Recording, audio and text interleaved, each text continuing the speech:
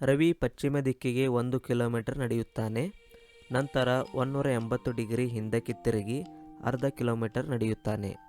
ಆತನು 90 ಡಿಗ್ರಿ ಬಲಕ್ಕೆ ತಿರುಗಿ 1 ಕಿಲೋಮೀಟರ್ ನಡೆಯುತ್ತಾನೆ. ಈಗ ಅವನು ಯಾವ ದಿಕ್ಕಿಗೆ ಮುಖ ಮಾಡಿ ನಿಂತಿದ್ದಾನೆ?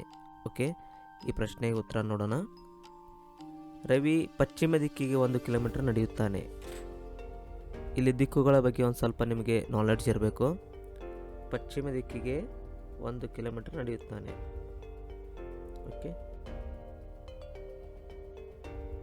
ನಂತರ 180 ಡಿಗ್ರಿ ಹಿಂದಕ್ಕೆ ತಿರುಗಿ ಅರ್ಧ ಕಿಲೋಮೀಟರ್ ನಡೆಯುತ್ತಾನೆ.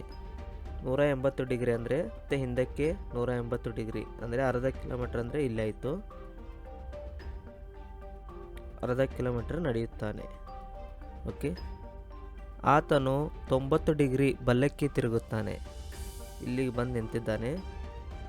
ಈ ಸೈಡ್ ಏನಾಯಿತು ಲೆಫ್ಟು, ಈ ಸೈಡ್ ರೈಟ್ ಅಂದರೆ ಬಲಕ್ಕೆ ತಿರುಗ್ತಾನೆ. 90 ಡಿಗ್ರಿ ಬಲಕ್ಕೆ ತಿರುಗಿ 1 ಕಿಲೋಮೀಟರ್ ನಡೆಯುತ್ತಾನೆ. ಓಕೆ, 1 ಕಿಲೋಮೀಟರ್ ನಡೆಯುತ್ತಾನೆ.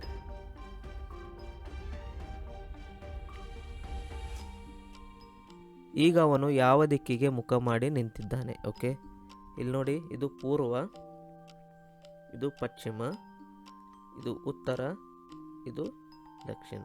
ಓಕೆ, ಸರಿಯಾದ ಉತ್ತರ ಏನಾಯಿತು? ದಕ್ಷಿಣ ದಿಕ್ಕಿಗೆ ಅವನು ಮುಖ ಮಾಡಿ ನಿಂತಿದ್ದಾನೆ.